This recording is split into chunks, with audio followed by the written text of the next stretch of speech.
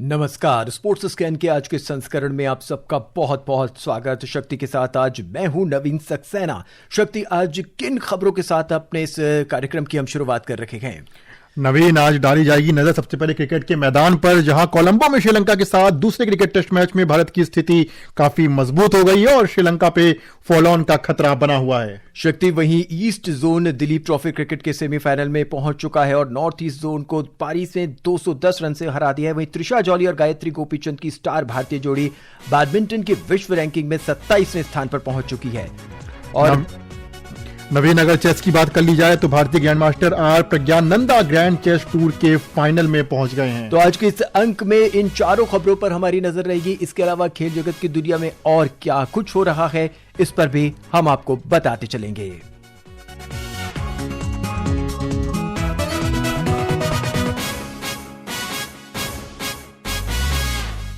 शक्ति, कोलंबो में भारत की स्थिति जो है अब आखिरी क्रिकेट टेस्ट मैच में मजबूत होती हुई नजर आ रही है। श्रीलंका ने तीसरे दिन का आज खेल समाप्त होने पर पहली पारी में 8 विकेट पर 265 रन बना लिए हैं। दिन के खेल के समापन के समय दिनुशा 85 और लाहिरी कुमारा 8 रन बनाकर क्रीज पर थे। वहीं पर नवीन, श्रीलंका को अभी भी फॉलो ऑन टालने के लिए 39 रन की दरकार है। हालांकि आज के खेल में सबसे बड़ी चीज उनके लिए यही रही कि पसिंधु सूर्या बंदारा ने 80 रन की शानदार पारी खेली और काफी हद तक पारी को आगे बढ़ाया। भारत ने अपनी पहली पारी 9 विकेट पर 503 रन बनाकर घोषित की थी। इस तरह से श्रीलंका अभी भी भारत से 238 रन पीछे है। आइए पहले सुनते हैं आज के दिन के खेल पर यह रिपोर्ट। भारतीय गेंदबाज सोनल दिनुशा की अगुवाई में श्रीलंका के पुछल्ले बल्लेबाजों के संघर्ष को खत्म करने में नाकाम रहे। इससे बारिश और खराब रोशनी के कारण आज तीसरे दिन का खेल जल्दी समाप्त होने तक मेजबान श्रीलंका ने 8 विकेट खोकर 265 रन स्कोर बोर्ड पर लगा लिए थे। श्रीलंका ने आज 2 विकेट पर 8 रन से आगे खेलना शुरू किया और पहले सत्र में 122 रन जोड़े। बारिश के कारण देर से शुरू हुए दूसरे सत्र में मेजबान टीम ने 3 विकेट गंवाते हुए 86 रन और जोड़े। चायकाल तक 7 विकेट पर 216 रन के स्कोर से आगे खेलते हुए श्रीलंका के जल्दी सिमटने के आसार दिख रहे थे। दिनुशा ने हालांकि लगातार तीसरी पारी में 50 से अधिक रन बनाकर भारतीय गेंदबाजों को परेशान किया। उन्होंने केशारा नुवांता के साथ 8वें विकेट के लिए 57 रन जोड़े और लाहिरू कुमारा के साथ 9वें विकेट के लिए अब तक 35 रन की अटूट साझेदारी की। दिनुशा दिन का खेल समाप्त होने तक 85 रन बनाकर नाबाद थे। भारत की तरफ से प्रसिद्ध कृष्णा और मानव सुथार ने 3-3 विकेट, जबकि रविंद्र जडेजा और मोहम्मद सिराज ने 1-1 विकेट लिया। Vishal Sharma, sports scan. शक्ति, इस मैच में एक बार फिर हम सबकी उम्मीदें जो थी वो मानव सुथार पर टिकी हुई थी, लेकिन इस बार वो कुछ खास नहीं कर पाए। हालांकि 21 ओवर उन्होंने फेंके हैं जिसमें उन्होंने 83 रन दिए और 3 विकेट हासिल किए। वहीं प्रसिद्ध कृष्णा ने भी 3 विकेट हासिल किए हैं। लेकिन जहां एक तरफ ऐसा लग रहा था कि जब शुरू के 3 विकेट जल्दी जल्दी गिर गए थे श्रीलंका के, तो लग रहा था कि शायद भारतीय टीम जो है इन्हें और जल्दी समेट लेगी। लेकिन पसिंधु सूर्या बंदारा उन्होंने 80 रन का जो योगदान दिया और साथ में इस समय जो बैटिंग कर रहे हैं दिनुशा 85 रन पर, उन्होंने भी बेहतर योगदान देते हुए श्रीलंका को एक अच्छी स्थिति में, अगर उनके हिसाब से कहें, एक बेहतर स्थिति में ला दिया और भारत के हिसाब से कहें तो शायद वो उन्हें हमें फॉरल की दरकार की तरफ ले चलेंगे। जी बिल्कुल, आपने बिल्कुल सही कहा नवीन, क्योंकि जिस तरह से भारतीय गेंदबाजी ने एक वक्त पे अपना अटैक कायम किया था, कह सकते हैं कि श्रीलंका के बल्लेबाजों से अधिक इस गेंदबाजी को किसी ने परेशान किया है तो वो है इस मैदान में बारिश ने, जिसने लगातार खलल डाला और उस रिदम को तोड़ने का काम किया है। आपने मानव सुथार का जिक्र किया, अपना तीसरा मैच ये खिलाड़ी खेल रहा है, आज 5वीं पारी और 20 विकेट ले चुका है, तो कह सकते हैं मोमेंटम में है। उम्मीद है कल भारतीय गेंदबाजों की मनोस्थिति बिल्कुल स्पष्ट होगी, जल्दी से जल्दी टीम को ऑल आउट किया जाए और फॉलो ऑन देकर के आगे भारत किस तरह से अपनी रणनीति को आगे बढ़ाता है मैच को। शक्ति, भारतीय गेंदबाजी पर अगर हम एक नजर डालें तो एक समय ऐसा लग रहा था कि शायद जो भारतीय स्पिनर हैं वो बेहतर प्रदर्शन कर रहे हैं। लेकिन अगर आप डिस्ट्रीब्यूशन ऑफ विकेट्स आप देखेंगे तो प्रसिद्ध कृष्णा को भी 3 विकेट मिले और मानव सुथार को भी 3 ही विकेट हासिल हुए हैं। इसका सीधा सीधा असर यह है कि कल कोई भी गेंदबाज अच्छा फायदा उठा सकता है, क्योंकि आज बारिश रही है जिसमें लगातार खेल में रुकावट पैदा की है और कल सुबह जब खेल आरंभ होगा तो कोशिश रही रहेगी कि जल्दी से जल्दी श्रीलंका को पवेलियन भेजा जाए।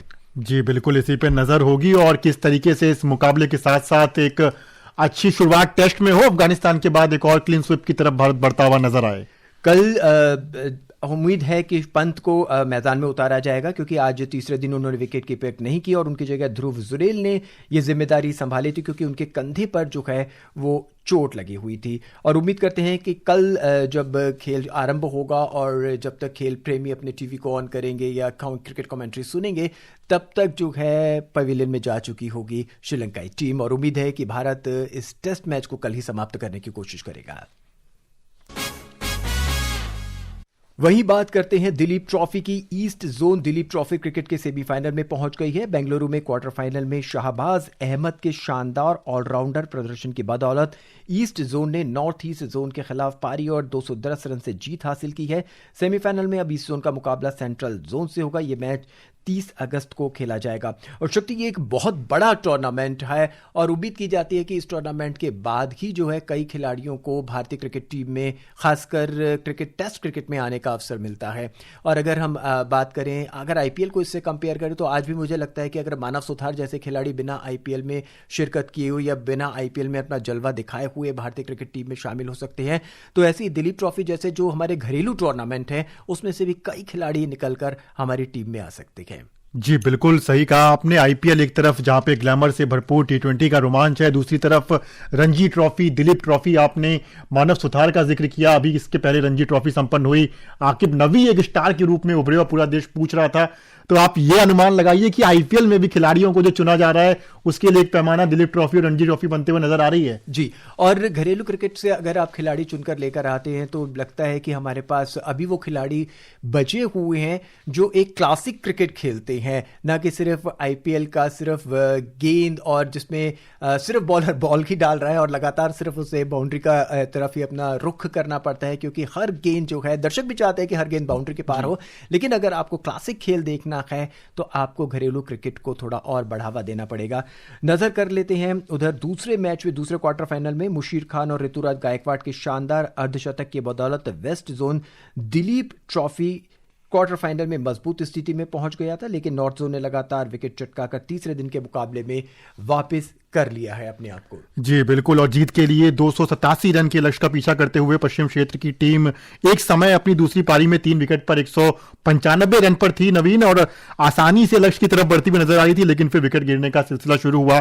हालांकि कप्तान ऋतुराज गायकवाड़ 70 गेंदों पर 66 रन की एक पारी खेली, लेकिन वो आउट हुए और वेस्ट जोन अभी भी जीत से 67 रन दूर है। लेकिन चिंता की बात यह है कि महज 3 विकेट हाथ में है। जी, क्रिकेट प्रेमियों के लिए कल का दिन बेहद रोमांच से भरपूर रहेगा। आपकी नज़र दिलीप ट्रॉफी पर भी रहेगी और कोलंबो में तो हम आपको एक ऐसा मैच देखने की हम लोग कोशिश करेंगे जहां भारत जो है जीत की ओर अग्रसर होगा।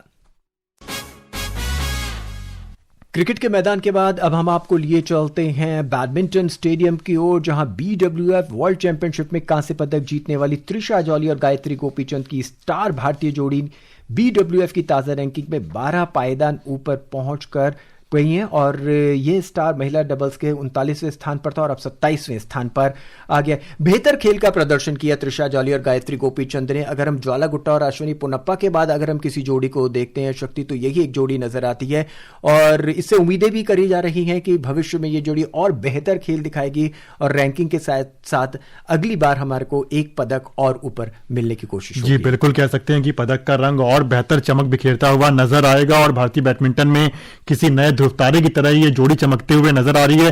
नवीन, एक छोटी सी चीज और बताना चाहूंगा। आज 25 अगस्त का दिन है और आज ही के दिन, आज से 7 साल पहले पीवी सिंधु ने पहली बार BWF विमेंस सिंगल्स का खिताब जीता था। तो एक महत्वपूर्ण दिन है और उस दिन एक महत्वपूर्ण और उपलब्धि इस महिला डबल्स जोड़ी ने जोड़ी है। अश्विनी पोनप्पा और ज्वाला गुट्टा के बाद शक्ति ऐसा लगता था कि शायद महिला डबल्स में कोई भारतीय हालांकि भारतीय जोड़ी पनप भी नहीं पा रही थी, बहुत बेहतर खेल का प्रदर्शन नहीं कर रखे थे, लेकिन जिस तरह से इस जोड़ी ने उम्मीदें जताई हैं, मेडल की उम्मीदें जताई हैं और लगातार जिस तरह से इन्होंने खेल का प्रदर्शन किया है, उससे लगता है कि भारतीय जोड़ी भविष्य के अंदर एक अच्छे सितारे के रूप में चमकेगी। और अब बात की जाए शतरंज की, जहां भारतीय grand master R Praggnanandhaa Grand Chess Tour के फाइनल में पहुंच गए हैं। अमेरिका के सेंट लुइस में खेले जा रहे इस टूर्नामेंट में प्रज्ञानंदा ने सेमीफाइनल में जर्मनी के विंसेंट कीमर को 19-9 से हराया। प्रज्ञानंदा ने क्लासिकल और रैपिड गेम के बाद ही फाइनल में जगह पक्की कर ली थी और इसके बाद खेले गए 3 ब्लिट्ज गेम हारने के बावजूद उनके कुल स्कोर पर कोई असर नहीं पड़ा और आज खिताबी मुकाबले में प्रज्ञानंदा का सामना मौजूदा चैंपियन अमेरिका के फैबियानो कारुआना से होगा। और अब बात खेलो इंडिया स्कीम की। युवा कार्य और खेल मंत्रालय के सचिव हरि रंजन राव ने कहा है कि स्कूल के पाठ्यक्रम में खेल को शामिल करना कोई नई बात नहीं है, ये पहले भी हमारी व्यवस्था का हिस्सा रहा है। श्री राव ने संवाददाताओं से कहा कि हम पाठ्यक्रमों में खेल को वापस लाने का काम कर रहे हैं। Integration of sports in schooling curriculum is not something new to our nation. Gradually, I think we have moved on and there has been some shift in the alignment and priorities. I will not be able to give a timeline, but I would like to get it done as early as possible. Simply because if every child in the school is able to go to the playground and play, I think that will help the country in a very transformative manner to become a good sporting nation. इस अवसर पर श्री राव ने यह भी कहा कि खेलो India की नई स्कीम के माध्यम से हम कई स्तर पे काम कर रहे हैं। उन्होंने बताया कि स्कूलों, कॉलेजों, विश्वविद्यालयों और जिलों के स्तर पे ज्यादा प्रतियोगिताएं और लीग शुरू करना अधिक बच्चों और खिलाड़ियों के लिए स्पोर्टिंग इकोसिस्टम से जोड़ने का काम करेगा।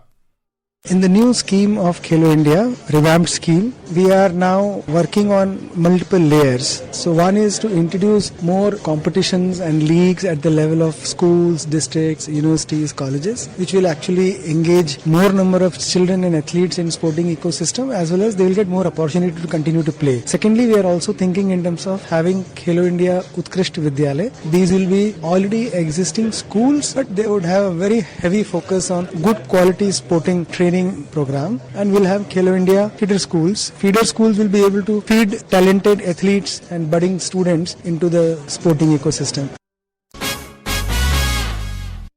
और अब आपको लिए चलते हैं टेनिस के मैदान की ओर। न्यूयॉर्क में सीजन के आखिरी tennis grand slam US open का आगाज क्वालिफायर मुकाबलों के साथ हो चुका है, जहां कम रैंकिंग वाले खिलाड़ी मेन ड्रॉ में पहुंचने के लिए क्वालिफाइंग राउंड पार करने की कोशिश में जुटे हुए हैं। और शक्ति, हम अपने सुनने वालों को बता दें कि 4 ग्रैंड स्लैम होते हैं: Australian open, French open, Wimbledon open और यूएस ओपन। यूएस ओपन आखिरी ग्रैंड स्लैम होता है जो आमतौर पर अगस्त और सितंबर के बीच में खेला जाता है और ये हार्ड कोर्ट टूर्नामेंट होता है।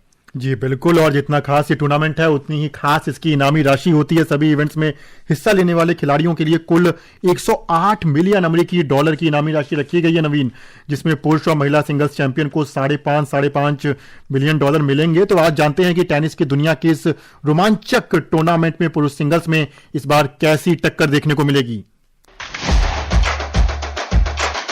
ऑस्ट्रेलियन ओपन के बाद से कार्लोस अल्कराज और यानिक सिनर ने किसी बड़े टूर्नामेंट में एक साथ हिस्सा नहीं लिया है। मौजूदा चैंपियन अल्कराज ने यूएस ओपन में वापसी की पुष्टि की है, जबकि दुनिया के नंबर 1 खिलाड़ी यानिक सिनर टूर्नामेंट से हट गए हैं। 2008 में रॉजर फेडरर के बाद से किसी भी पुरुष खिलाड़ी ने सिंगल्स का खिताब सफलतापूर्वक डिफेंड नहीं किया है। 23 वर्षीय कार्लोस अल्कराज जीत के सबसे बड़े दावेदार माने जा रहे हैं। अब नंबर 1 सीड अलेक्जेंडर ज़्वेरेव होंगे, जो पिछले 2 ग्रैंड स्लैम फाइनल में पहुंचे हैं और फ्रेंच ओपन में जीत हासिल कर चुके हैं। ओलंपिक चैंपियन नोवाक जोकोविच भी इस मौके का फायदा उठाना चाहेंगे। राफेल जोडर और लर्नर टियन जैसे युवा खिलाड़ी अगर टूर्नामेंट में आगे तक जाते हैं तो टॉप 10 में जगह बना सकते हैं, जबकि फ्रेंच ओपन के रनर अप फ्लेवियो कोबोली भी बेहतर प्रदर्शन करने की कोशिश करेंगे। Vaishnavi, sports scan. नवीन, 30 तारीख से इस महीने की मेन ड्रॉ शुरू हो जाएंगे। कितनी उम्मीदें इन खास खिलाड़ियों से होंगी? स्टार्स हमेशा फेवरेट होते हैं। उम्मीद करते हैं कि हम अपने तमाम उन खिलाड़ियों को जो हमारे फेवरेट है, अल्कराज को हम खेलता हुआ देख पाएंगे और ऐसे बेहतरीन खिलाड़ी हैं। और विंबल्डन, क्योंकि ये एक आखिरी लास्ट ग्रैंड स्लैम टूर्नामेंट होता है, तो हर कोई खिलाड़ी इसको जीत के साथ इसको अपने इस सीजन के एंड को इसको करने की कोशिश करेगा। और अपने सुनने वालों को हम एक बार फिर बता दें कि विंबलडन 1877 में शुरुआत हुई थी और यूएस ओपन जो था 1881 में। एक क्रोनोलॉजी है शक्ति। फ्रेंच ओपन 1891 में और ऑस्ट्रेलियन ओपन 1905 में शुरू हुआ था। 30 अगस्त से इस प्रोग्राम की या इस टूर्नामेंट की शुरुआत हो जाएगी और हमारी नजर उस पर लगातार रहेगी। स्पोर्ट्स स्कैन में हम लगातार आपको ताज़ा तरीन जानकारी देते रहेंगे। बहरहाल अब वक्त हमें बिल्कुल इशारा नहीं कर रहा है कि हम इस कार्यक्रम को थोड़ा और आगे बढ़ाएं। चलते चलते हम अपने सुनने वालों को बता दें कि कोलंबो में श्रीलंका के साथ दूसरे क्रिकेट टेस्ट मैच में भारत की स्थिति मजबूत हो चुकी है। श्रीलंका पर फॉलो ऑन का खतरा मंडरा रहा है। जी बिल्कुल, और ईस्ट जोन की टीम जो है वो सेमीफाइनल में पहुंच चुकी है दिलीप ट्रॉफी के नॉर्थ ईस्ट जोन पर पारी और 210 रन की जीत बनाते हुए। आज आज के इस अंक में बस इतना ही। मुझे यानी नवीन और शक्ति को जो इजाजत। नमस्कार।